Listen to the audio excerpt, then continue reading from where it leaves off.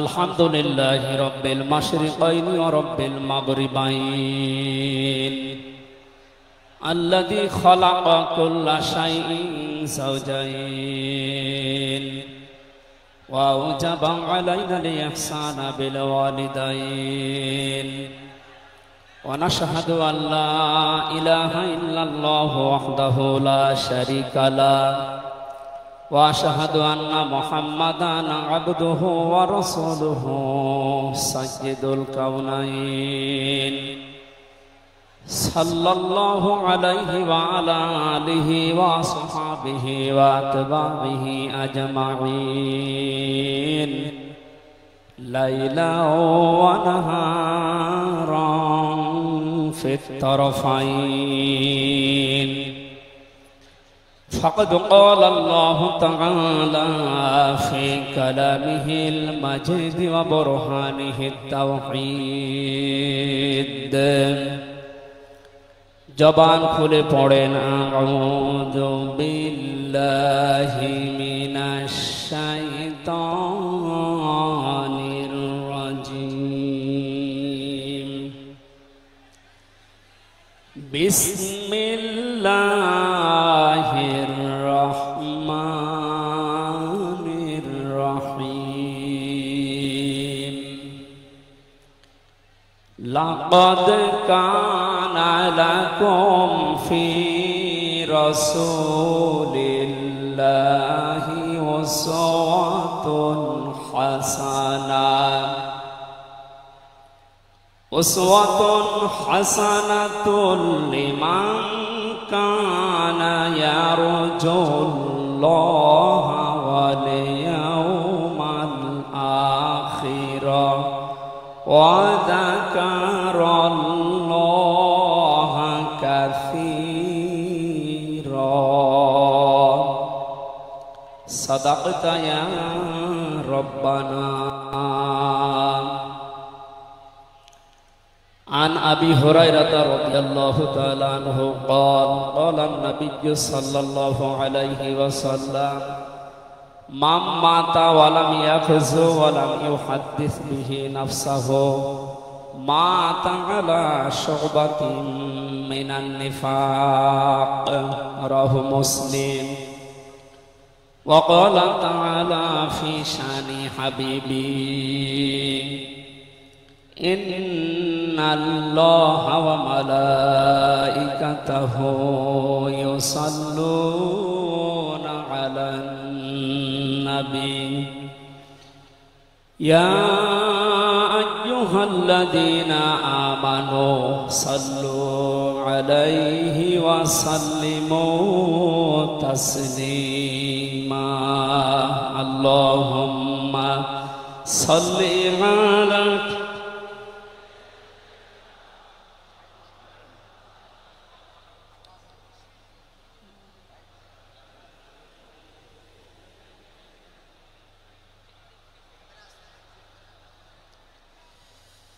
আলহামদুলিল্লাহ জাতীয় সিরাত উদযাপন কমিটি ঐতিহাসিক সরোয়ার্দী উদ্যান ঢাকা বিশ্ব মানবতার মহান বন্ধু মুহাম্মদুর রাসূলুল্লাহ সাল্লাল্লাহু আলাইহি ওয়াসাল্লামের জীবন চরিত্র সম্পর্কে আলোচনার এই পবিত্র অনুষ্ঠানের সম্মানিত সভাপতি বিশিষ্ট আলেমে দ্বীন জনাব মাওলানা আবু তাহের জিহাদি দামাত বারকাতুহুল আলিয়া, মাহফিলের প্রধান অতিথি আন্দরকিল্লা শাহী জামে মসজিদের সম্মানিত খতিব আওলাদে রাসূল আল্লামা আনোয়ার হোসাইন তাহের আল জাবের আল মাদানী মাদ্দাজিল্লুহুল আলিয়া, সম্মানিত অতিথিবৃন্দ, মঞ্চে বসা জাতীয় নেতৃবৃন্দ, সামনে বসা মুসলমান ভাইরা, পর্দার আড়ালের সম্মানিতা মা এবং বোনেরা, প্রশাসনের ভাইরা, প্রাণ প্রিয় ঢাকাবাসী, সবাইকে নিয়ে মহান রব্বুল ইজ্জাত ওয়াল জালালের দরবারে শুকরিয়া জানাচ্ছি, যিনি মহামানবের জীবন চরিত্র সম্পর্কে আলোচনার এই পবিত্র অনুষ্ঠানে আমাদেরকে হাজির হওয়ার তৌফিক দিলেন। জবান খুলে বলছি আলহামদুলিল্লাহ।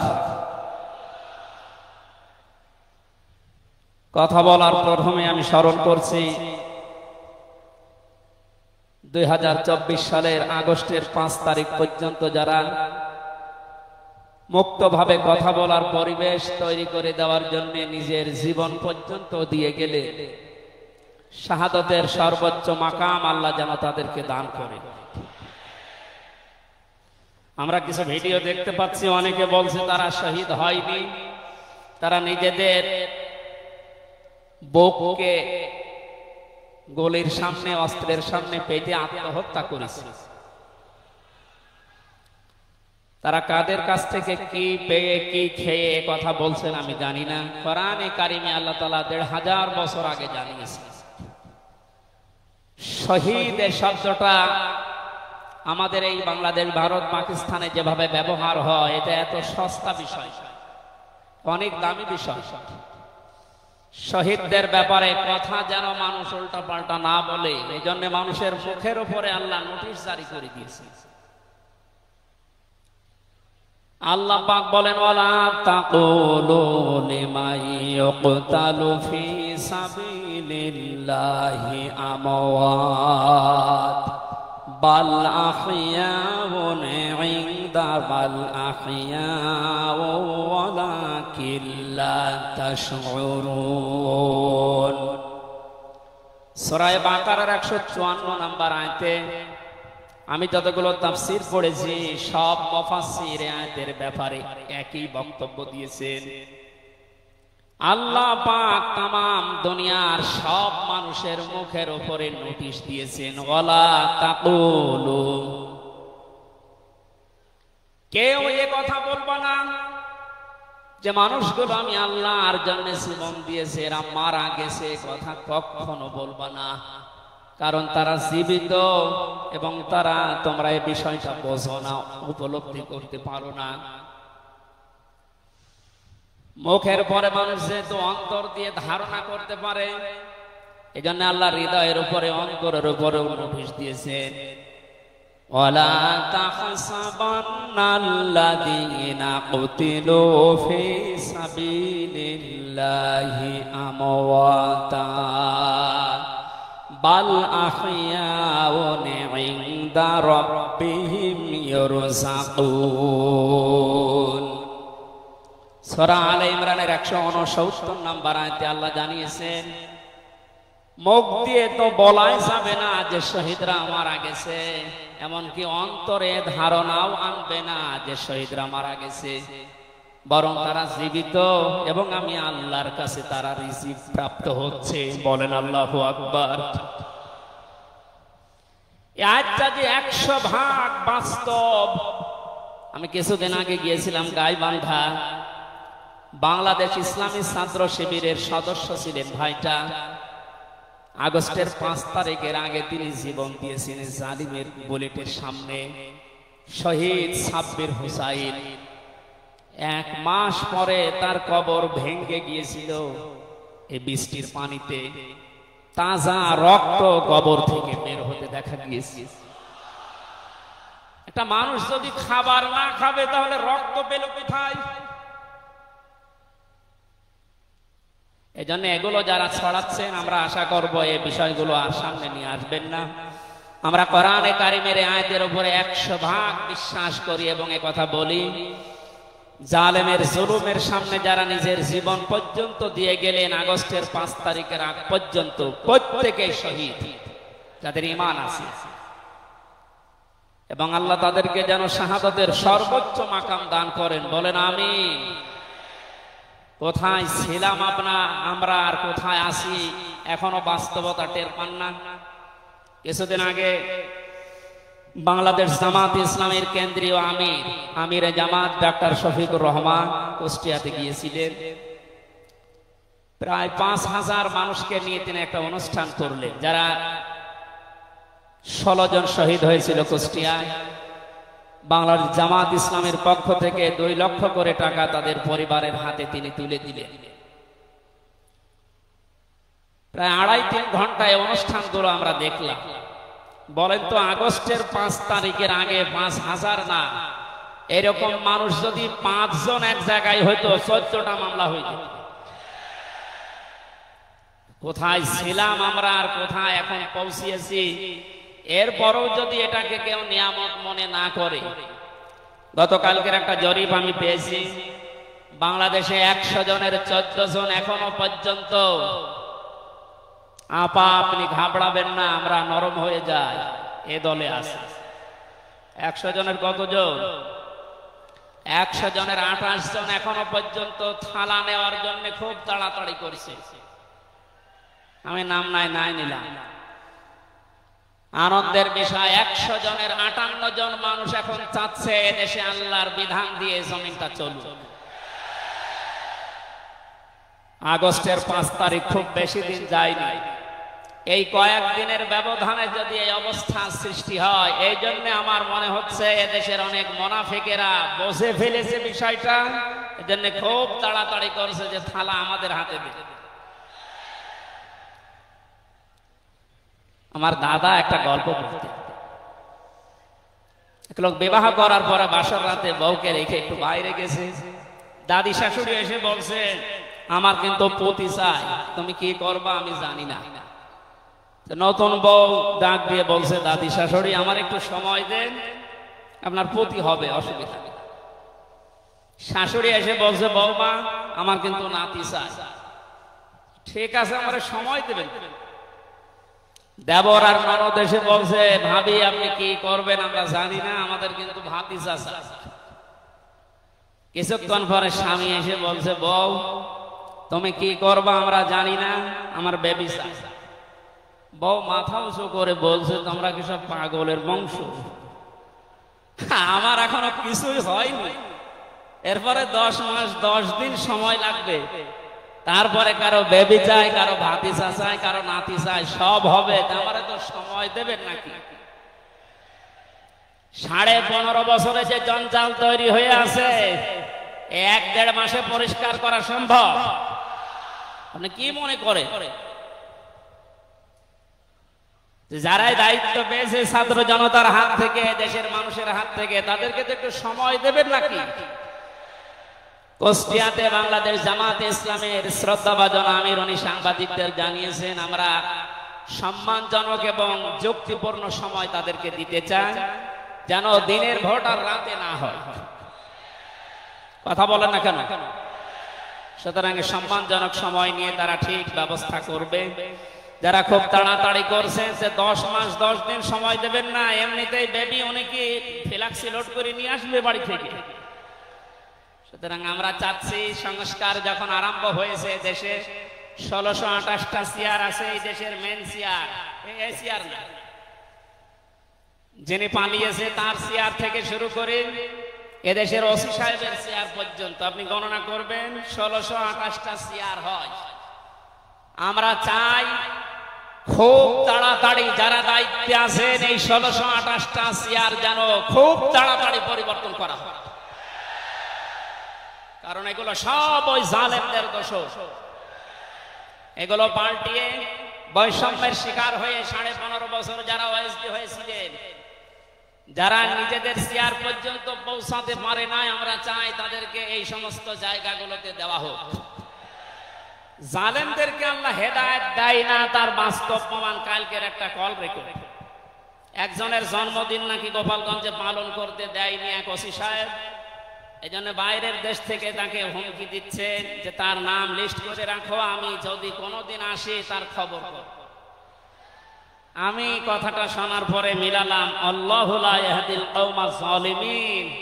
আল্লাহ যে ইহদি দিয়েছেন মোজারে, বর্তমান ভবিষ্যৎ, প্রেজেন্ট ফিউচার, আল্লাহ তাআলা জানিয়েছেন যে আমি জালেমদেরকে হেদায়েত দিচ্ছি না, দেব না।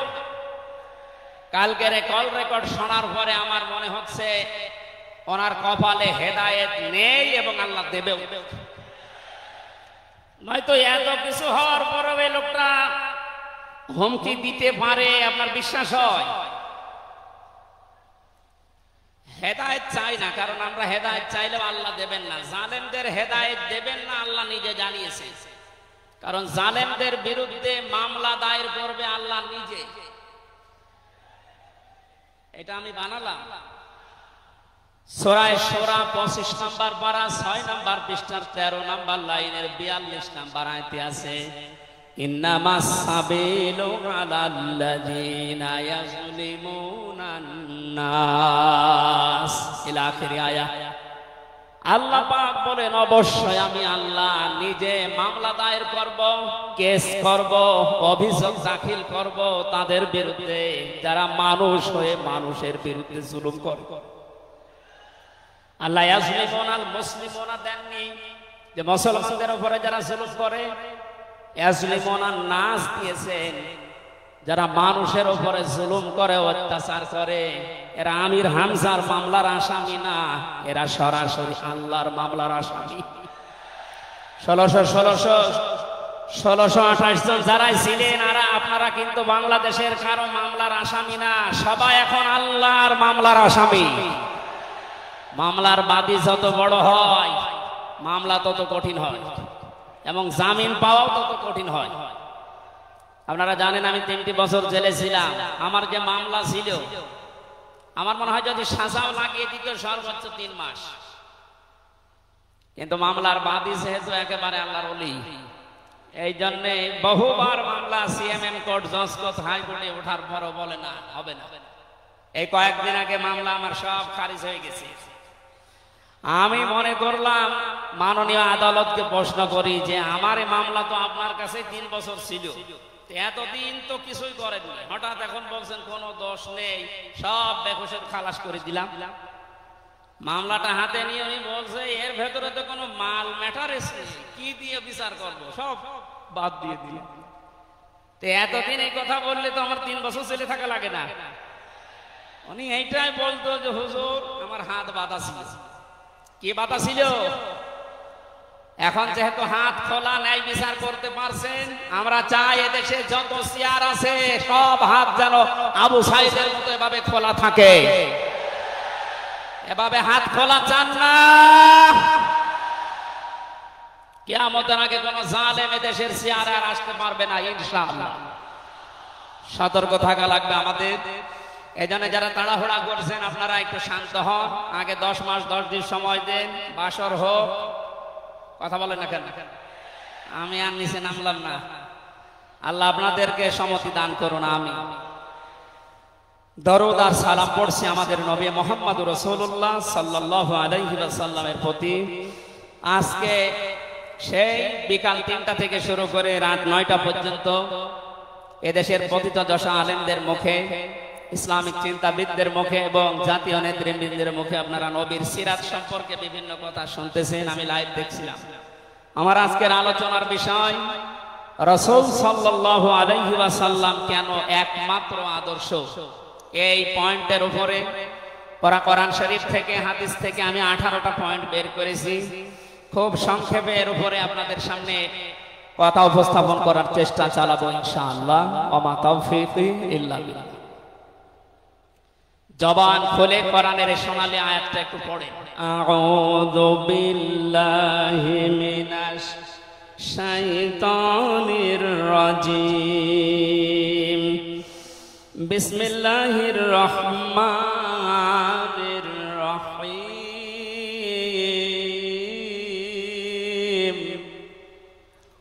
লাকাদ কানা লাকুম ফি রাসূলিল্লাহি উসওয়াতুন হাসানাহ। সাদাকাতা ইয়া রাব্বানা। সূরা আহজাব 21 নম্বর আয়াতের প্রথম অংশ আমরা তেলাওয়াত করব। আমার আলোচনার বিষয় হচ্ছে বিশ্বনবী কেন একমাত্র আদর্শ। এই পৃথিবীতে বহু মানুষকে আমরা আদর্শের সৈনিক হওয়ার ঘোষণা দিতে শুনি, তারা স্লোগান পর্যন্ত দেয় আমরা সবাই অমক সেনা, ভয় করি না বুলেট বোমা।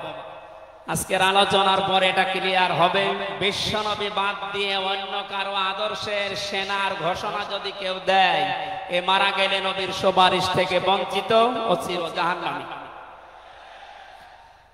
আমরা যেহেতু মানুষ এবং আমরা মুসলিম, আমরা জাহান্নামে যেতে চাই না। এই ছোট্ট ভুলের কারণে এই ভুলটা আজকে শুধরিয়ে নেব ইনশাআল্লাহ। সূরা আহজাব কোন সূরা বলেন তো? এটা ক্লাস চলছে, ছাত্রের তো জবাব দেবে। আহজাব শব্দের শাব্দিক অর্থ দল সমূহ, এর এক বচনে হচ্ছে হিজবুন। হিজবুন মানে দল। পৃথিবীতে দল আছে দুইটা। প্রশ্ন আসতে পারে বাংলাদেশে প্রায় ৭৩টার উপরে দল, আর দল দুইটা মানে হ্যাঁ, দল একটা হচ্ছে আল্লাহর দল, একটা হচ্ছে শয়তানের দল। আমরা সামনে বিস্তারিত এই দুইটা দলের উপরে কথা বলবো ইনশাআল্লাহ। দল করা লাগবে এই ঘোষণা আমির হামজা না আল্লাহ, এই শব্দটা শুনলে অনেকে মানধাত আমলের দিকে নিয়ে যায়। আপনি আলেম মানুষ, হুজুর মানুষ, ইমাম সাহেব মানুষ, আপনি দল দাঁড়িয়ে এগুলো করবেন কেন? কোরআনে কারিমের যদি কেউ একটা আয়াত অবিশ্বাস করে আর ঈমান থাকার কথা, আল্লাহ পাক বলেন ওয়ালতাকুম মিনকুম উম্মাতুন, তোমাদের ভেতরে অবশ্যই একটা দল থাকতেই হবে। তাহলে দল এই শব্দটা কোরআনে আছে না নেই? দল এই বাংলায় নেই, কিন্তু উম্মাতুন এই শব্দ তো আছে। আমি সেই দিন গাইবান্ধায় ওই দিন আলোচনা করার পরে একজন মুসলিম হয়েছিল, জিজ্ঞাসা করলাম। পরবর্তীতে ওই দিন আলোচনার বিষয় ছিল ভোট। উনি শিক্ষিত মানুষ, আমারে জিজ্ঞাসা করছে আপনি ভোট এই শব্দ নিয়ে আসলেন, কোরআনে হাদিসে এই শব্দ আছে? এটা তো আরবি। হ্যাঁ আছে। আমানাত শব্দটা কোরআনে আছে, তাফসিরে মারিফুল কোরআন আল্লামা শফি রহমাতুল্লাহ আলাইহি আমানতের প্রায় 19টা অর্থ দিয়েছেন। তার ভেতরে অন্যতম অর্থ হচ্ছে ভোট দেওয়া, রায় দেওয়া, সমর্থন দেওয়া। সুতরাং কেউ যদি ভোট এটাকে দুনিয়ার কোন বিষয় মনে করে এড়িয়ে যায়, সে কিন্তু মরণের পরে ধরা খাবে। কথা বলে আমরা আখেরাতে আদালতে ধরা খেতে চাই, আমরা বাঁচতে চাই। সুতরাং দল মাস্ট বি করাই লাগবে। যে দলের কর্মসূচি দুইটা, তারা ভালো কাজে আদেশ করবে, অন্যায় কাজে বাধা দেবে। আল্লাহর ভাষা এরাই হচ্ছে সফল কাম দল। এদেশে যত দল আছে এই দুইটি কর্মসূচি কারা পালন করে আপনি অবশ্যই দেখতে পাচ্ছেন। আপনার বিবেকের কাছে প্রশ্ন করে আপনি সামনে আগাবেন ইনশাআল্লাহ। তাহলে নবীজি আমাদের জন্য একমাত্র আদর্শ কেন? এর এক নম্বরে আমি পেয়েছি তার জীবনটা আমাদের কাছে পরিষ্কার। এই কারণে পৃথিবীতে আমরা যত নেতা নেত্রীকে মেনে চলতে দেখি, যে কোনো রাজনৈতিক দলের নেতা নেত্রী আপনি হন, ওই রাজনৈতিক দলে যাকে মানেন তার চরিত্র জীবন আপনার কাছে কিন্তু পরিষ্কার না। কথা বলে না কেন? আমি নাম ধরে বলছি, আওয়ামী লীগ যারা করতেন, এখন আওয়ামী লীগের দেশে আছে কিনা আমি জানি না, আছে বললাম ওই যে 14%, ওরা এখনো পর্যন্ত তওবা করে ফিরে আসার চেষ্টায় আছে। আল্লাহ যেন তাদেরকে তাওফিক দেন। আর যদি হেদায়েত না থাকে দোয়া করেও তো হবে না, আল্লাহ যেন তাদেরকে মায়ের কাছে পাঠিয়ে দেন। একটু আস্তে বলেন ভাই, এটা জোরে বলার দরকার নেই। জীবনী পরিষ্কার হওয়ার কথা বলছিলাম। যারা করতেন আওয়ামী লীগ, বলেন তো আপনার বিবেকের কাছে শেখ হাসিনা জীবনে কোনোদিন একটা মিথ্যা কথা বলেনি, এ গ্যারান্টি আপনি দিতে পারবেন? না না, এই কথা বলা ভুল হয়ে গেল। ওনার সারা জীবনে কোনো সত্য কথা আছে কিনা আমার সন্দেহ। আমার এই 33 বছর বয়সে তো আমি কোনো সত্য কথা ওনার কাছ থেকে শুনলাম। কথা বলবে মিথ্যা কথা, ওটা নয় বাদ দিলাম। আর আমি আর একজনের ধরি, বিএনপি যারা করেন, খালেদা জিয়া জীবনে একটা মিথ্যা কথা বলেনি, এ কথা আপনি গ্যারান্টি দিতে পারবেন? জামাত ইসলাম যারা করে তারা এ কথার গ্যারান্টি দিতে পারবেন যে মরহুম শহীদ মতিউর রহমান নিজামী জীবনে মিথ্যা কথা বলেনি? বলেন না। চরমনাই পীরের মুরিদ যারা, তারা কি গ্যারান্টি দিতে পারে সৈয়দ রেজাউল করিম জীবনেও মিথ্যা কথা বলেনি? একজনের ব্যাপারে গ্যারান্টি আছে, আল্লাহ নিজে গ্যারান্টি দিয়েছেন, তার 63 বছরে একটা মিথ্যা কথা নেই।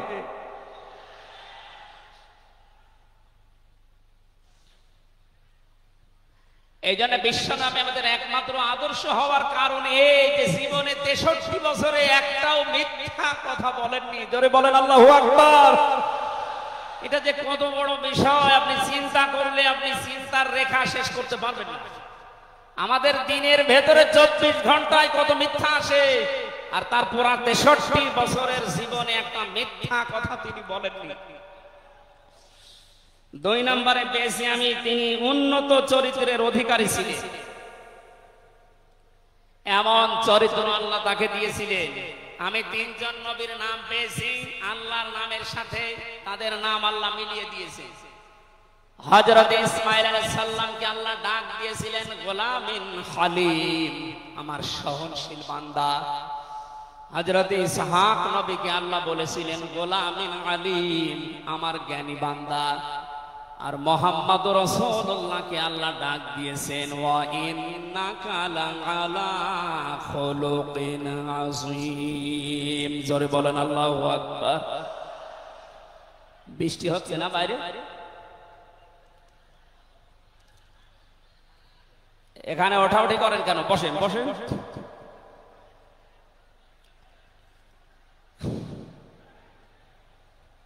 এই কোরআনের আলোচনার ভেতরে কথা বললে কিন্তু গুনাহ হবে ভাই, কথা বলা যাবে না। কষ্ট হলে ওইভাবে থাকে, কথা বলবেন না।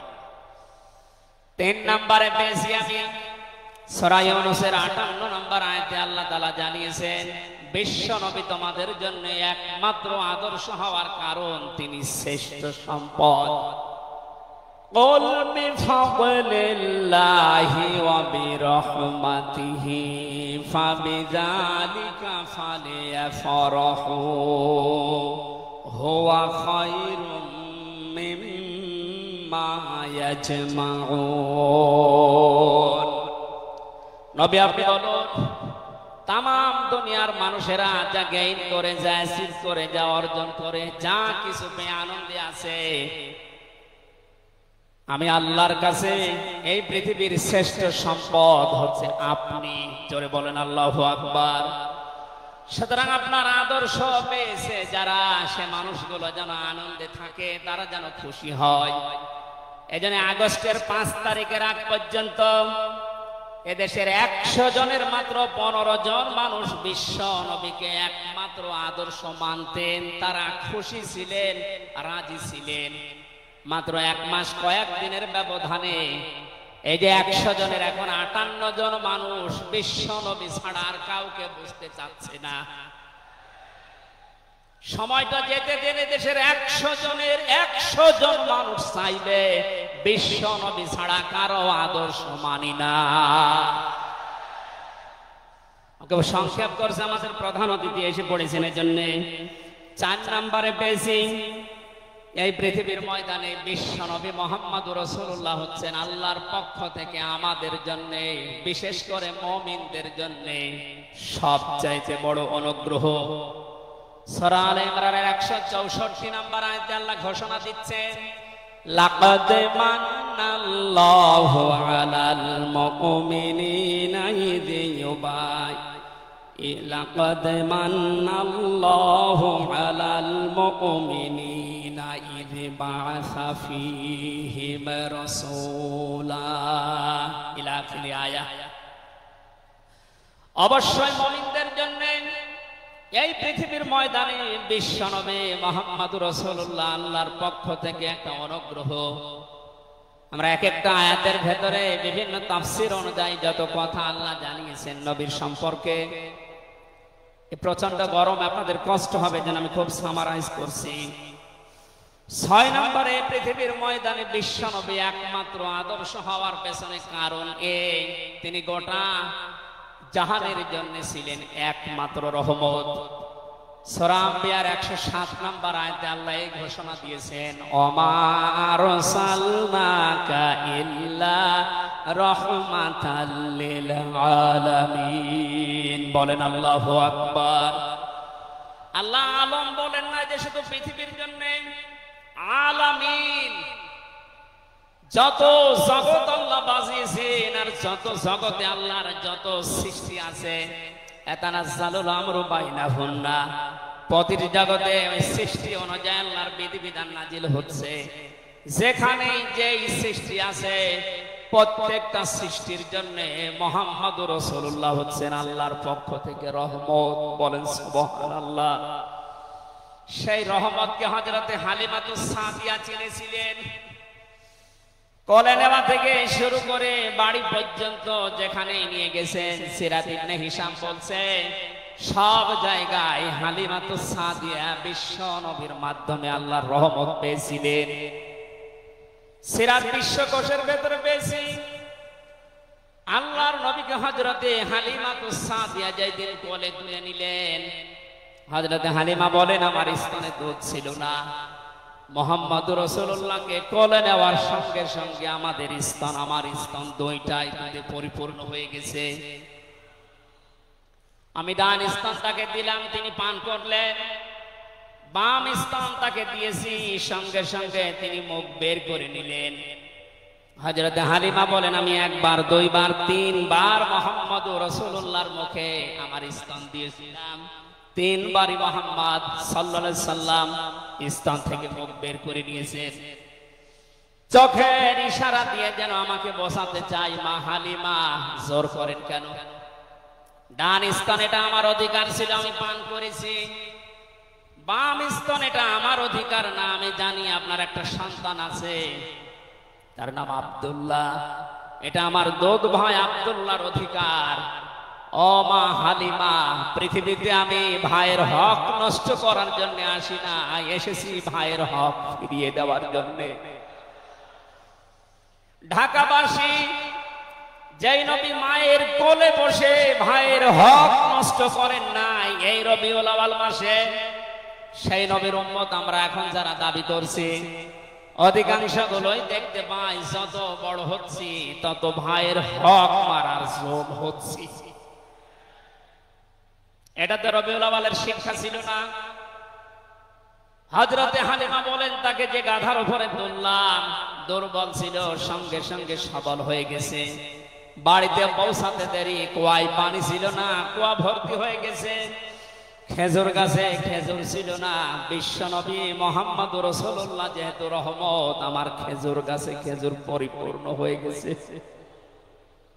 সুতরাং ওনাকে যেখানেই নেওয়া হয় সেখানে যদি রহমত আসে, আমাদের এই মাথা থেকে পা পর্যন্ত, রান্নাঘর থেকে আন্তর্জাতিক জীবন পর্যন্ত, আজকের এই সিরাত অনুষ্ঠানে যদি সিদ্ধান্ত নিয়ে যেতে পারি সব জায়গায় তাকে ছাড়া কাউকে মানব না, অবশ্যই আল্লাহ পাকে ৫৬,০০০ বর্গ মাইল রহমত বরকত দিয়ে ভরে দেবেন। কথা বলেন ঠিক কিনা?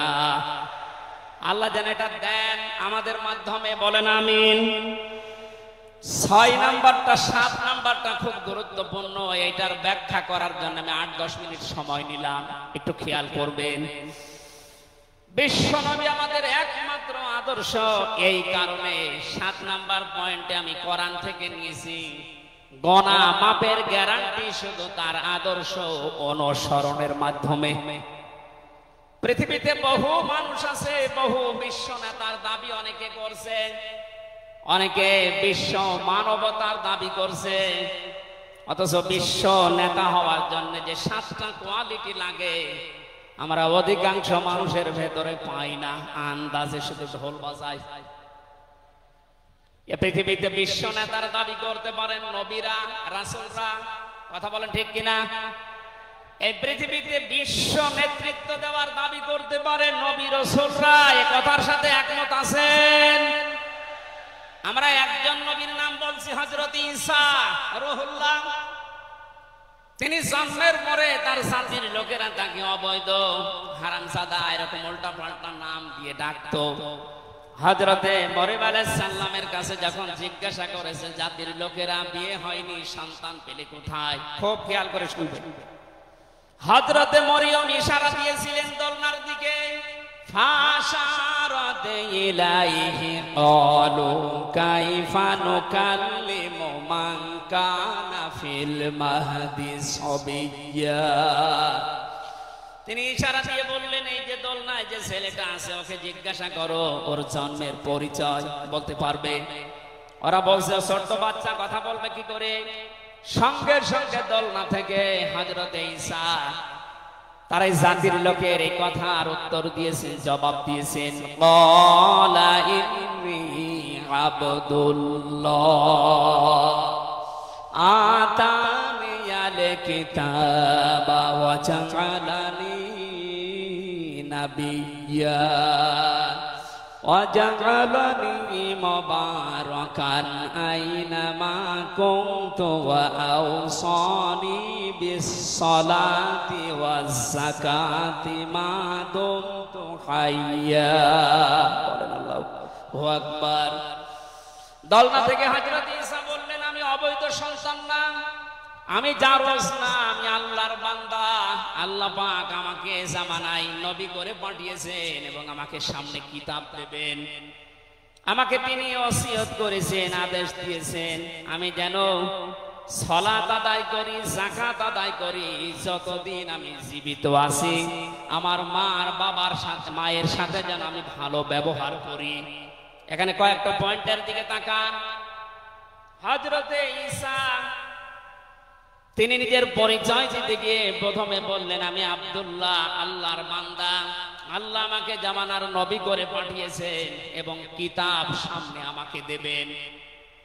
আজ পৃথিবীর ময়দানে যারা বিশ্ব নেতা হওয়ার কথা জানায়, যাদেরকে দাবি করা হয়, দেখেন তো এই মানুষগুলোর বাবা এক ধর্মের, মা এক ধর্মের,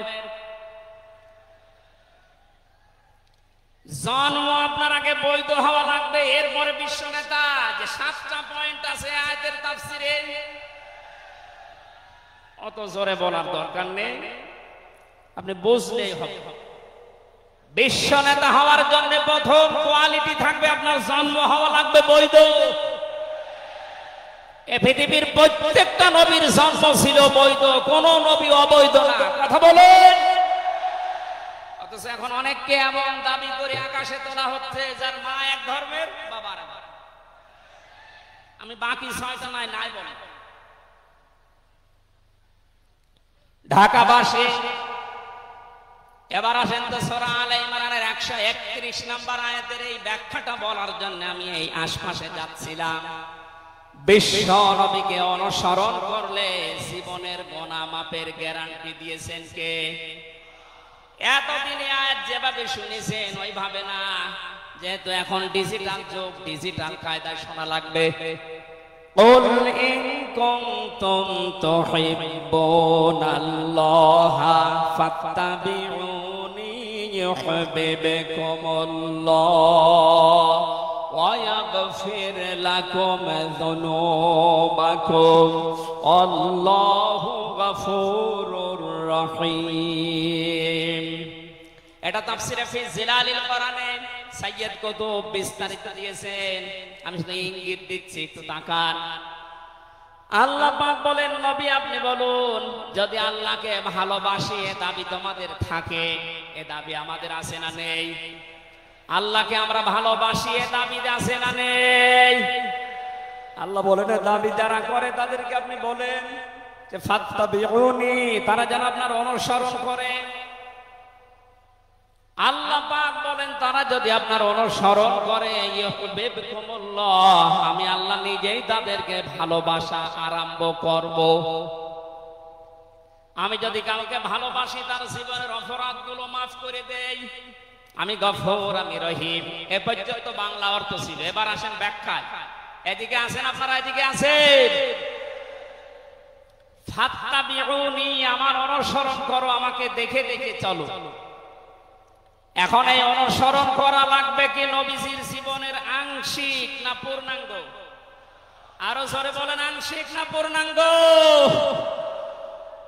আব্দুল্লাহ ইবনে উবাইর দিকে তাকান, এই লোকটা অনুসরণ করেছিল কিন্তু আংশিক। এইজন্য মুনাফিকের সর্দার হয়ে মারা গেছে। কথা বলেন ঠিক কিনা? তার নামাজ ছিল রাসূলের মতো, রোজা ছিল রাসূলের মতো, নবীজির পেছনে হজ করেছে, নবীজির সাথে, বিশ্ব নবীর সাথে ইফতারি করেছে, কিন্তু বিশ্ব নবী এই পৃথিবীর নেতা এটা সে মানত না। আজ বাংলা সহ বিশ্বে বহু মুসলমান এই থিওরিতে আছে, তারা নামাজ রাসূলের মতো পড়ে, রোজা রাসূলের মতো রাখে, কিন্তু সমাজ নবীজি, রাষ্ট্র নবীজি 10 বছর কোরআন দিয়ে চালিয়েছিলেন, এইটা মানতে তারা রাজি না। এ মানুষগুলোর অনুসরণ হচ্ছে আংশিক না পূর্ণাঙ্গ? সুতরাং আংশিক অনুসরণ করলে আল্লাহ কি আপনাকে ভালোবাসা আরম্ভ করবে? না। ইউহিব এটা মোজারে, বর্তমান, ভবিষ্যৎ, প্রেজেন্ট, ফিউচার। যখন আপনি পূর্ণাঙ্গ অনুসরণ করার জন্য দাড়ি থেকে মাথা থেকে শুরু করে পা পর্যন্ত, রান্নাঘর থেকে শুরু করে আন্তর্জাতিক জীবন পর্যন্ত সব জায়গায় বিশ্ব নবীকে অনুসরণের সিদ্ধান্ত নিয়ে নেমে পড়বেন, আল্লাহ তখন ভালোবাসা আরম্ভ করবেন। আয়াত অনুযায়ী এদেশে এখনো যারা পূর্ণাঙ্গ অনুসরণ আরম্ভ করেননি, একটু নিজের দিকে তাকিয়ে ভাবেন তো। আপনি 14 বার হজ করতে পারেন, 24 বছর রোজা রাখতে পারেন, প্রতিদিন 72 রাকাত নামাজ পড়তে পারেন নফল, কিন্তু এখনো পর্যন্ত আল্লাহর ভালোবাসা আপনি পাওয়া শুরু করেন। এ কথা বুঝে এসেছে? সুতরাং আমাদের অনুসরণ হবে কি আংশিক না পূর্ণাঙ্গ? আরো জোরে বলেন। নবীজির মতো নামাজ পড়া যেমন, বিশ্ব নবীর মতো রাষ্ট্র চালাতেও হবে ওই রকম। নবীজি জানিয়েছেন, মান মাতা ওয়ালাম ইয়াখযু ওয়ালাম ইউহাদ্দিস বিহি নাফসাহু মাতা আলা শুবাতিন মিনান নিফাক। যে লোকটা মরে গেল কিন্তু তার এই চিন্তা ভাবনা ছিল না যে জমিন আল্লাহর কোরআন দিয়ে চলুক, এই লোকটা মুনাফিক হয়ে মরবে, কেউ তাকে বাঁচাতে পারবে না। অথচ এই হাদিসটা সামনে নিয়ে বাংলাদেশে আমরা এখনো অনেককে নামাজ পড়া, রোজা রাখা, দাড়ি রাখা, জুব্বা গায়ে দেওয়া মানুষকেও মুনাফিক হয়ে মরার সম্ভাবনা দেখতে পাচ্ছি। কথা বলে ঠিক কিনা? সুতরাং আমরা চাই নবীজি যেভাবে নামাজ পড়েছিলেন, বিশ্ব নবী যেভাবে রাষ্ট্র চালিয়েছিলেন, ওইভাবে আমাদের এই দেশটাও 10 বছর চলুক। আমিরে জামাত ডাক্তার শফিকুর রহমান কয়েকদিন আগে ঘোষণা দিয়েছেন, 15 বছর লাগবে না, মাত্র 10টা বছর আমাদের হাতে দেন, আমরা গ্যারান্টি দিতে পারি এদেশের মানুষকে। 9টা পয়েন্ট ওখানে উনি দিয়েছেন, সবগুলোর বাস্তবায়ন করে এই 16 কোটি মানুষকে উনি দেখাবেন। এটাকে আজ অনেকে রাজনীতি মনে করে উল্টাপাল্টা দিকে নিয়ে যাচ্ছে। আমার বিশ্ববিদ্যালয়ে থাকাকালীন এক দুষ্টু বন্ধু ছিল, 10 বছর নবী কোরআন দিয়ে রাষ্ট্র চালিয়ে বলতে পেরেছিলেন, খায়রুল কুরুনি করনি, আমার যুগ শ্রেষ্ঠ যুগ। আমাদের দেশটা 53 বছর স্বাধীন হয়েছে, 1 বছরও কোরআন দিয়ে চলেছে। এই জন্য তো কোনো জিনিস নিরাপদ না। আমার ছোট দাদা উনি বলছিলেন যে হজে যাওয়ার পরে দেখি একটা ঘড়ি পড়ে আছে, মোবাইল ঘড়ি। চিন্তা করলাম নেব না, মনের ভেতরে ভয়, যদি ধরা পড়ে যায় তাহলে তো মানুষ, এদেশে তো ধরা পড়লে আবার হাত কেটে দেবে। দেশে যাওয়ার পরে মানুষ বলবে হাজী সাহেব চোর, এই ভয়তে নিলাম না। কি করি, অতক্ষণ দাঁড়িয়ে থেকে কেউ নেয়ও না, কারো পায়ের নিচে পড়ে আবার নষ্ট হয়ে যাবে। তুলে নিলাম এদিক ওদিকে তাকিয়ে। হারানো জিনিস যেখানে জমা দেয় ওই জায়গায় জমা দিলাম। ওনারে জিজ্ঞাসা করলাম, ভাই মোবাইলের দাম কেমন হবে? উনি আমারে বলছে, ইয়া হাজিউল হজ্জাত আইনা বিলাদুকা, হে হাজি দেশ কোথায়? দাদা বলে, জি তুমি বাংলাদেশ। বাংলাদেশ থেকে এসেছি। আপনার বাংলাদেশের টাকার মান অনুযায়ী এই ঘড়ি মোবাইলের এটা দাম হবে 72,000 টাকা। কত? 72,000 টাকার মোবাইল পড়ে আছে, ঘড়ি কেউ নিচ্ছে না। এদেশে থাকবে? বলেন। সাধারণ মানুষের কাছে থাকা দূরের কথা, দরবেশের কাছে থাকবে 36,000 কোটি টাকা।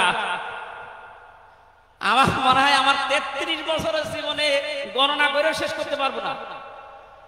পদ্মা সেতু আর একটা বানিয়ে এখনো 4,000 কোটি টাকা রাষ্ট্রে থেকে যেত। কথা বলুন, দরবেশ যদি এই করে, যেগুলো ধরবেশ ওগুলোর চরিত্র কি বলে? এই জন্য এই বন্ধুটা আমারে বলছিল, আমি রামজা, আমি কুষ্টিয়া থেকে যাচ্ছিলাম ঢাকাতে, একটা নরমাল কোচে চড়ে হঠাৎ আমার পেটে গন্ডগোল। সিরাজগঞ্জ রোড পার হওয়ার পর ড্রাইভারকে বললাম যে ভাই একটু দাঁড়ান, আমি নেমে যাব, আমার পেটে গন্ডগোল। ড্রাইভার বলছে গাড়ি থামবে না, একেবারে জায়গা মতো থামবে। আপনার যদি বেশি অসুবিধা হয় তো পেছনে সিট খালি আসে, বসে বসে আল্লাহ আল্লাহ করে। বলছে আমার পেটে গন্ডগোল, একে আল্লাহ আল্লাহ থামে। পেছনে যে দেখি কয়েকটা সিট খালি পড়ে আছে, ওই যে পলিথিন দেয় বমি করার জন্য, একটা নিলাম। 2 সিটের মাঝে বসে ওই কাজ কর। চিন্তা করলাম এটা যদি রেখে চলে যায় তাহলে তো বদনাম হয়ে যাবে। পকেট থেকে একটা সাদা রুমাল ছিল, ওইটা বের করলাম, টাইট করে বাঁধলাম। পেছনের সালানা খুলে ফেলে দেব। আল্লাহর ইশারা পেছনে আসছিল মোটরসাইকেল, পড়বে কি পড়বে একেবারে মোটরসাইকেলের সামনে। ও বলছে জানলা দিয়ে তাকিয়ে আছি, দেখলাম মোটরসাইকেল ওয়ালা এদিকে ওদিকে তাকিয়ে ও মনে করছে নতুন রুমালে থপ করে পড়লো কি। এ রুমাল যখন নতুন, ভেতরের জিনিসও মনে হয় নতুনই হবে। ও বলে তুলে নিল, ও বাড়ি যে টের পাবে যে কোন নতুন জিনিস। এই জন্য বলছে হামজা, আমাদের দেশে পায়খানা পর্যন্ত নিরাপদে নেই, এর বাস্তব প্রমাণ আমারটা। অথচ আমির জামাত গ্যারান্টি দিয়েছেন চুরি থাকবে না, শুধু পায়খানা না, ৩৬,০০০ কোটি না, ৩৬ পয়সাও চুরি হবে না। 10 বছরের জন্য ছেড়েছেন দেশটা। আপনারা ওনার সাথে একমত কিনা? কারা কারা ওনাদের হাতে দিতে চান দেখি, লিল্লাহি তাকবীর।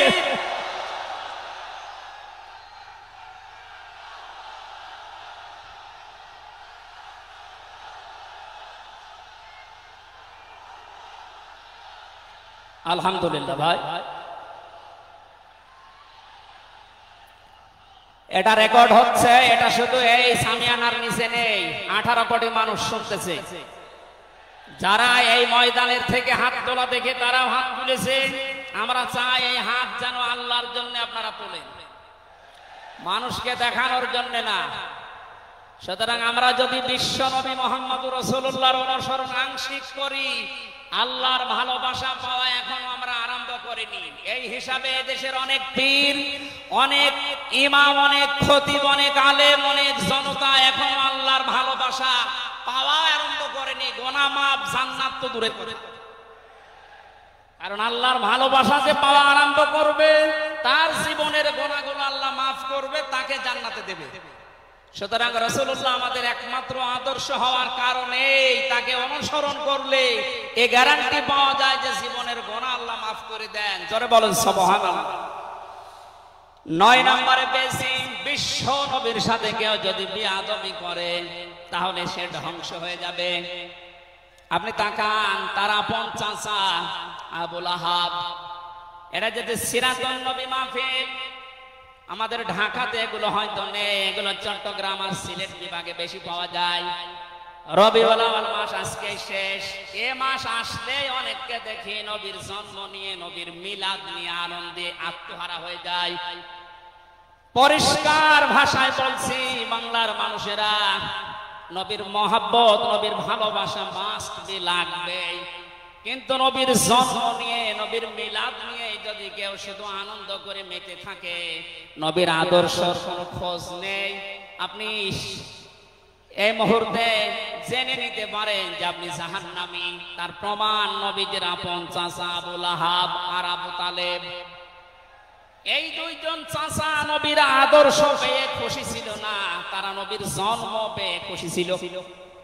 নবীর মিলাদে, নবীর জন্মে তারা এত খুশি হয়েছিল, আবু লাহাব নিজের কাজের মেয়েকে পর্যন্ত আজাদ করে দিয়েছিল।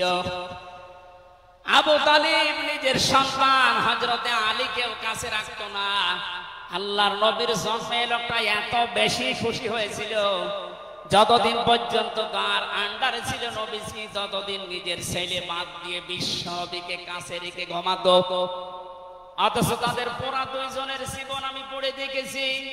দুইজন চাচা, বিশ্বনবী মুহাম্মদুর রাসূলুল্লাহর দুইজন চাচা শুধু নবীর জন্ম মিলাদ নিয়ে আনন্দে ছিল, আদর্শ পেয়ে তারা আনন্দ করে নাই, মেনে নেয় নাই। জন্য দুইজনে জাহান্নামী। বলেন নাউজুবিল্লাহ।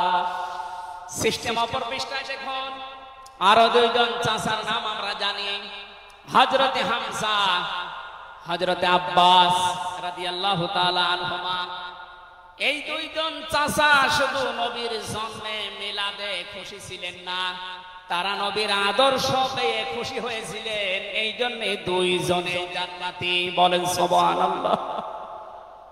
হযরতে হামজা, হযরতে আব্বাস যে জান্নাতে গেছে কোন সন্দেহ আছে? আল্লাহ কোরআনের আয়াত নাযিল করেছেন তাদের নামে, রাদিয়াল্লাহু আনহুম ওয়া রাদু আন। আল্লাহ পাক বলেন আমি তাদের উপরে রাজি হয়ে গেছি, যেমন তারা আমার উপরে রাজি। সুতরাং হযরতে আব্বাস হযরতে হামজা দুইজনেই নবীর আদর্শ মানার কারণে জান্নাতি। আমরা এদের মধ্যে হতে চাই, বলেন আমিন। এখানে একটা কথা আছে, হযরতে হামজা আব্বাস রাদিয়াল্লাহু তাআলা আনহু তিনি কিন্তু অনেক আগে মুসলমান হয়েছিলেন, গোপনে কিন্তু প্রকাশ করেননি। এই মাসলাটা বলছি এই কারণে 152 জন সমন্বয়কের ভেতরে 108 জন বাংলাদেশ ইসলামী ছাত্র শিবিরের নেতা এবং পরীক্ষিত কর্মী। তারা আজ অনেক জালেম এবং অনেক মুনাফিক পর্যন্ত, এমন অনেক আলেম নামে জালেম পর্যন্ত এই বিষদগার করছে। নাম যেহেতু দেখেছে ছাত্র শিবির, এই জন্য তাদের চুলকানি।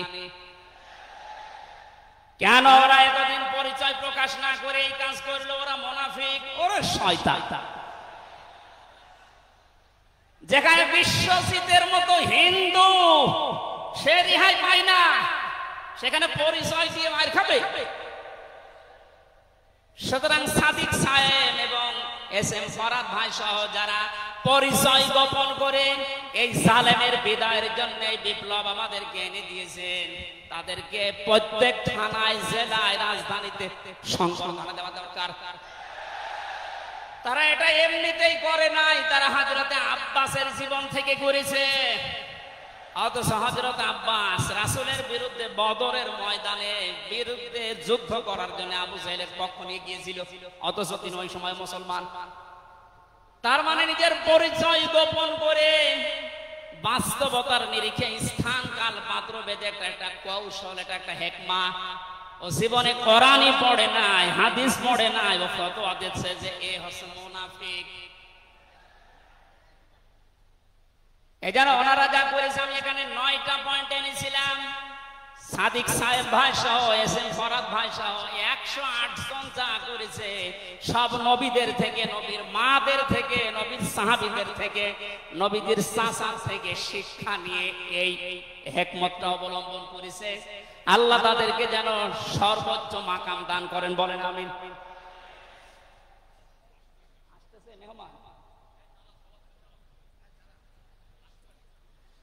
বেয়াদবি করলে যে মানুষের জীবন ধ্বংস হয়ে যায় রাসূলের সাথে, তার প্রমাণ পেয়েছি নবীর চাচা আবু লাহাবের জীবন থেকে। বিশ্ব নবী যখন সাফা মারওয়া এই পাহাড়ের উপরে উঠে দাওয়াত দিচ্ছিলেন, এই লোকটা ডাক দিয়ে বলেছে, তাব্বালাকা আলিহাযা জামাতানা ইয়া মুহাম্মদ, হে মুহাম্মদ তুমি ধ্বংস হয়ে যাও। তাফসীরের কিতাবে সূরা লাহাবের তাফসীরে পড়েছি, আবু লাহাব মুহাম্মদুর রাসূলুল্লাহকে শুধু ধ্বংস হয়ে যা এ কথা বলে নাই। সামনে একটা পাথর ছিল, পাথরটা হাতে নিয়ে নবীজির দিকে এভাবে নিক্ষেপ করেছিল। ঢাকাবাসী খুব খেয়াল করে শোনেন, এখানে আমার 2টা পয়েন্ট আছে।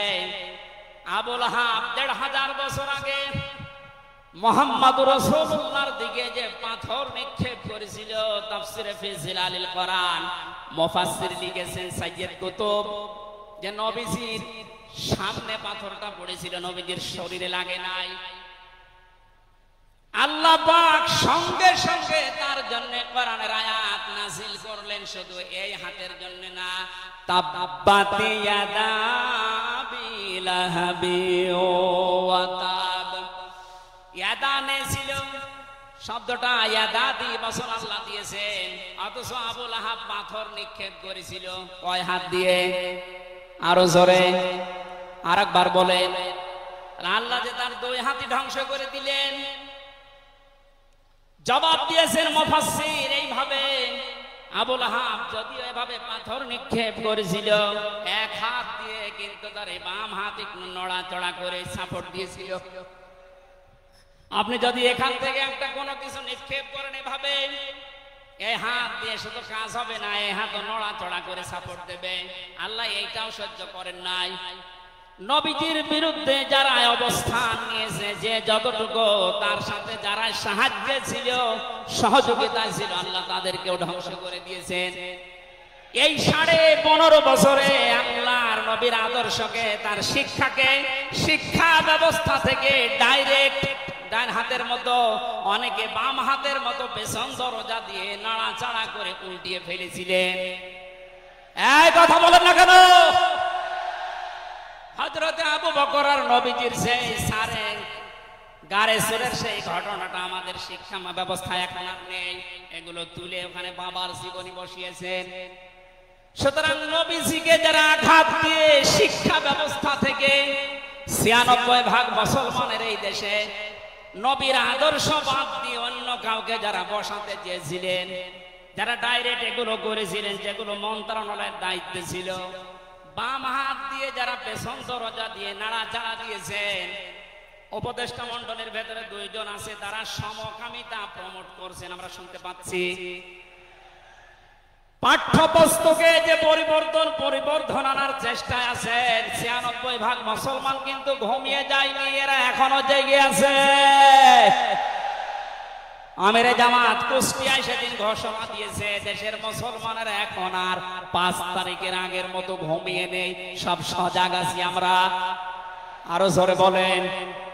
সুতরাং যারা ডান হাত দিয়ে চেষ্টা করছেন আল্লাহ বিরোধী, রাসূল বিরোধী, মানবতা বিরোধী এই কাজগুলোকে প্রমোট করার জন্য, বাস্তবায়নের জন্য, আর পেছনের দরজা দিয়ে যারা বিভিন্ন নাম নিয়ে আবুল আহাবের বাম হাতের মতো নাড়াচাড়া দিচ্ছেন, আল্লাহ পাক যদি ধরে আবুল আহাবের মতো ডান হাত বাম হাত সব কিন্তু ধ্বংস করে ছাড়বে।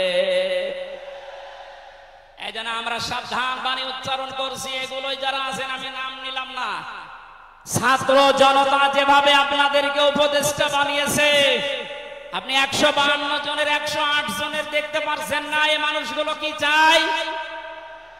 ১০৮ জন না, আমি ১৫২ জনের সাথে যোগাযোগ রেখে দেখেছি, সবাই চায় এদেশে আল্লাহর বিধান চালু হোক। এই রবিউল আউয়াল মাসে রাসূলের চরিত্র যেভাবে শুনি, ওটা যেন বাস্তবে দেখতে পাই, সেটা চালু হোক। ৫৩ বছর তো দেখলে বাবা চালিয়েছিল, দুর্ভিক্ষে মরেছে অনেকে, আমি দেখি না, আমার তো ৩৩ বছর, এ মুরব্বীরা দেখেছি। স্বামী চালিয়েছিল অনেকের চাচা চালিয়েছে ৯ বছর, ভাবি চালিয়েছে, এমনকি বউ চালিয়েছে, এটা তো দেখলাম। এখন শুধুমাত্র কোরআন দিয়ে চললে, নবীর আদর্শ দিয়ে চললে দেশটা কেমন দেখা যায় এটা দেখতে বাকি আছে। এটা আপনারা দেখতে চান না সামনে? আমার জীবনের সবচাইতে বড় শখ, আকাঙ্ক্ষা, তামান্না এইটা, চর্ম চোখে যেন আল্লাহ আমাকে দেখায় যে ৫৬,০০০ বর্গ মাইল তার কালাম দিয়ে চলছে। এটা দিয়ে চললে যে কেমন দেখা যায়, এটা মিনি জান্নাত হয়ে যাবে। আপনি বিশ্বাস করেন, এটা মিনি জান্নাত হয়ে যাবে। অনেকের এখনো পর্যন্ত শ্বশুর ভয় দেখাচ্ছে। আমির জামাত সেদিন বলেনি যে শ্বশুর ভয় দেখাচ্ছে মেয়েদেরকে যে তোমাদের ঘর বন্দি করে রাখবে। অনেকে যারা ডাল খায়, মামা বাবা খায়, লাল পানি খায়, এরা কি খাবে? দেশটা যদি কোরআন দিয়ে চলে, নবীর আদর্শ দিয়ে চলে, পুরা দেশটা হয়ে যাবে মসজিদের মতো। মসজিদে প্রবেশ করলে যত বড় বিড়ি খোর হোক, যত বড় ডাল খোর হোক, যত বড় বাবা খোর হোক, আর লাল পানি যেই খায়, ওই পরিবেশে গেলে কেউ কি চাইবে যে একটু লাল পানি খাই? কারণ পরিবেশটাই রহমত দিয়ে ভরপুর। কথা বলেন ঠিক কিনা? এজন্য মসজিদে প্রবেশ করতে হলে আল্লাহর রহমত আমরা কামনা করি। আল্লাহুম্মা আফতাহলি আবওয়াবা রাহমাতিক, পুরা জায়গাটাই রহমত দিয়ে ভরপুর। আল্লাহর কোরআনের বিধান সেখানে চলে, এজন্য পুরা জায়গাটা রহমত দিয়ে ভরপুর করা। এই দেশটায় যদি আল্লাহর বিধান চালু হয়, রাসূলের আদর্শ চালু করতে পারি আমরা, পুরা দেশটা হয়ে যাবে মসজিদের মতো। তখন আর লাল পানি খেতে, বিড়ি খেতে আপনার মনে চাইবে না। আপনি জান্নাতি হয়ে ফেরা যেতে পারবেন, এই গ্যারান্টি আমরা দিতে পারি। সুতরাং আমরা রাসূলের সাথে কোনো বিয়াদবি যেন না করি। আমার মনে হয় মেহমান এসে গেছে আমাদের মাঝখানে।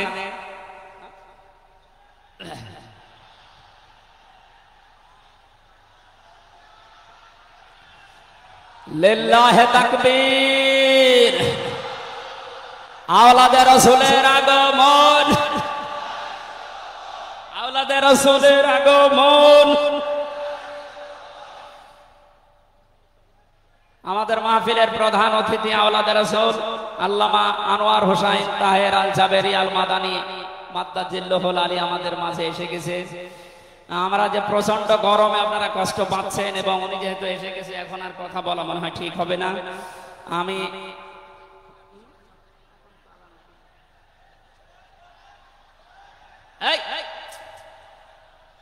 এখানে যা বসা আছে সব আমার উস্তাদের উস্তাদ।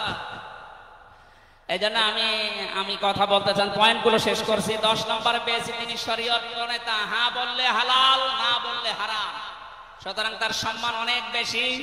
11 নম্বরে তিনি ছিলেন দাঈ ইলাল্লাহ, তিনি ডাকতেন শুধুমাত্র আল্লাহর দিকে। কার দিকে? আমি একটা পয়েন্ট এখানে বলি, খুব খেয়াল করে শুনবেন। সূরা হামিম সেজদার 33 নম্বর আয়াতটা এতদিন যেভাবে শুনেছেন ওইভাবে না, একটু ভালো করে খেয়াল করে শুনেন। আল্লাহ পাক বলেন, ওমান আহসানু কাওলাম মিম্মান দাআ ইলাল্লাহি ওয়া আমিলা সালিহান ওয়া ক্বালা ইন্নানি মিনাল মুসলিমিন। ওই লোকটার কথার চাইতে আর উত্তম কথা কে বলে দুনিয়ায়? যে লোকটা আল্লাহর দিকে মানুষকে ডাকে, নিজে ভালো ভালো কাজের আঞ্জাম দেয়, আর নিজে পরিচয় ওপেন করে যে আমি একজন মুসলমান। আমি কি বাংলার মুসলমানেরা? আপনি আয়াতের দিকে 3টা বিষয় খেয়াল করেন। এদেশে কম বেশি আমরা 96% যেহেতু মুসলমান, এই জন্য আল্লাহর দিকে আমরা ডাকি, এটা আমি মেনে নিলাম। 2 নম্বরে ভালো ভালো কাজের আঞ্জাম আমরা নিজের জায়গা থেকে,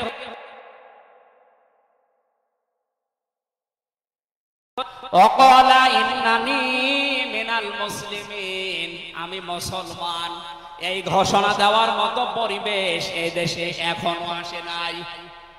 কথা বলেন, এখন এমন জায়গা অনেক আছে যেখানে আমি মুসলমান, এই কথা বলা এখনো সম্ভব না। সুতরাং আয়াতের 3 নাম্বার, এটা যদি বাস্তবে চর্ম চোখে দেখতে চান যে আমি মুসলমান, এই পরিচয় দিয়ে আমি এই পৃথিবীতে টিকে থাকতে চাই, তাহলে এই দেশটা কোরআনের হাতে দেওয়া লাগবে, মাস্ট। কথা বলেন ঠিক কিনা? সুতরাং আমাদের এখন থেকে ডাক হবে কোন পীরের দিকে না, কোন বাবার দিকে না, আমাদের একমাত্র ডাক হবে আল্লাহর দিকে। জোরে বলেন আমিন। 12 নম্বরে বেশি তিনি যুদ্ধবন্দীদের সাথে এমন ভালো আচরণ করতেন। ইয়ামামার একজনের নাম পড়লাম হাদিসের পাতায়, বিগ লিডার ছিলেন এই লোকটা, সামামা ইবনে ওয়াসাল রাদিয়াল্লাহু তাআলা আনহু। বদরের ময়দানে তিনি ধরা পড়লেন, সাহাবীরা তাকে বেঁধে রেখেছে মসজিদের ভেতরে খুঁটির সাথে। নবীজি এসে বললেন, সামামা কেমন লাগে তোমার, কি আচরণ আমার কাছে আশা করো? লোকটা বলে, মুহাম্মদ সাল্লাল্লাহু আলাইহি সাল্লাম, আপনি আমাকে মেরেও ফেলতে পারেন, ছেড়েও দিতে পারেন। নবীজি তাকে বললেন, সামামা এই দুনিয়ায় শেষ দুনিয়া না, আরেকটা জগৎ আমাদের সামনে আসে। ইসলামের বিশাল কিছু তার সামনে তুলে ধরলেন। বাড়িতে যাওয়ার পরে নিজের হাতে রান্না করে খাবার পাঠালেন তার জন্য। দ্বিতীয় দিন আবার তাকে দাওয়াত দিলেন ইসলামের। বিশ্ব নবী নিজে উটের দুধ এক সাহাবীকে দিয়ে দহন করিয়ে গরম করে পাঠালেন। মনে হচ্ছে তিনি জামায় আদর করছেন, অথচ সে লোকটা যুদ্ধবন্দী। একটা যুদ্ধবন্দী মানুষের সাথে বিশ্ব নবীর যে আচরণ, এ পৃথিবী অবাক হয়ে গেছে। অথচ এই 15.5 বছরে যুদ্ধবন্দী না, কারাবন্দী, তাও অন্যায় ভাবে। আরে ভাই, আমার তো 3 বছর পরে যেহেতু মামলা খালাস করে দিয়েছে, আদালত কর্তৃক প্রমাণ হয়েছে যে আমি নির্দোষ, আমার কোনো দোষ নেই, তাহলে আমরা মামলার আয়ু থেকে শুরু করে একেবারে ওই উপর পর্যন্ত যিনি পালিয়েছেন, এ পর্যন্ত যারা জড়িত ছিল, আমি চাই তাদের প্রত্যেকে যেন 3 বছর জেলে থাকে।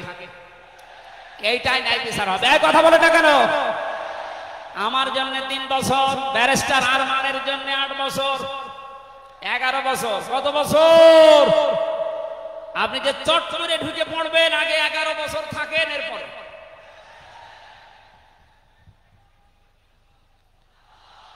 সুতরাং বাস্তবতা এইটাই। শত্রুদের সাথে তিনি যুদ্ধবন্দীদের সাথে কি আচরণ করলেন, আর আমরা অন্যায় ভাবে কারাবন্দীদের সাথে। আমি তো অন্যেরটা জানি না, নিজেরটার সাথে বলছি। এই যে মুরব্বী মানুষ বসে আছে, মাওলানা রফিকুল ইসলাম খান, এই মুরব্বীর পায়ে বেড়ি দিয়ে, হাতে হ্যান্ডকাপ দিয়ে, মাথায় দড়ি দিয়ে মনে হচ্ছে গরু টেনে নিয়ে যাচ্ছে। আমার 11 ঘন্টা টাঙিয়ে রেখেছিল, অথচ নিজেরাই বলছিল যে আপনার কোনো দোষ নেই। আমরা জানি দোষ নেই, আমরা ধরে রেখেছেন কেন? ছেড়ে দেন। বলে না, উপরের নির্দেশ। কোথায় পৌঁছিয়েছিল দেশটা? আর তারা এই রবিউল আউয়াল আসলে একদিন ছুটি দিত নবীর জন্মদিন পালন করার জন্য। নবীর আদর্শের কোন খোঁজ খবর তাদের কাছে নেই। এই উসামা ইবনে ওয়াসাল নবীজির আচরণ থেকে শেষ পর্যন্ত বাপ দাদার ধর্ম ত্যাগ করে ইসলাম কবুল করেছিলেন। এই 15 বছর যদি এরকম কিছু দেখাতে পারতেন, লাখের উপরে মানুষ জেল খাটতেছে। আমার মনে হয় 100 জনের 70 জন মানুষ এই দেশে জেল খাটে কিচ্ছু জানে না, বিশেষ করে 15.5 বছর। এই মানুষগুলো আপনার দলে অন্তত না আসলে আপনার জন্য দোয়া করত। এরপরে আমি পেয়েছি বিশ্ব নবীকে একমাত্র আদর্শ হওয়ার কারণ তিনি শত্রুদের সাথে এমন আচরণ দেখিয়েছিলেন, পৃথিবীতে ইতিহাস হয়ে আছে। তাইফে তিনি দোয়া করেছিলেন, আল্লাহুম্মা হাদি কওমি ফাইন্নাহুম লা ইয়ালামুন। 14 নম্বরে পেয়েছি তিনি নবী এবং রাসূলদের নেতা ছিলেন। 15 নম্বরে ছিল তার বক্ষ ছিল উন্মুক্ত। 16 নম্বরে পেয়েছি তিনি ছিলেন লাইট বা আলো। 17 নম্বরে তিনি ছিলেন স্নেহময় মমতাময়। 18 নম্বরে তিনি ছিলেন কমল হৃদয়ের অধিকারী। এক একটা শব্দের ভেতরে লক্ষ লক্ষ কথা আল্লাহ লুকিয়ে রেখেছে। রাসূলের জীবনে 1 ঘন্টা 1.5 ঘন্টায় না, কিয়ামত পর্যন্ত যদি কেউ আলোচনা করে, আমি 31টা বিষয় সাজিয়েছি এক একটা পাঠ অনুযায়ী। সুতরাং এরকম যদি শুরু হয় তো 31 দিন একাধারে লাগার কথা আমার এই ক্ষুদ্র জ্ঞানে। যারা আরো বড় বড় আলেম এখানে বসে আছে, কিয়ামত পর্যন্ত আলোচনা শুনবেন, করবেন। আমাদের নবী আযীম খুলুকিন আযীম, কোনদিন শেষ হবে না ইনশাআল্লাহ। সুতরাং নবীজি আমাদের একমাত্র আদর্শ, এটাই ফাইনাল। তাকে ছাড়া আমরা কাউকে মানি না। ওদের আহ্বান জানাচ্ছি তাকে আদর্শ গ্রহণ করার জন্য। আমিন। বারাকাল্লাহু লানা ওয়া লাকুম ফিল কোরআনিল আযীম।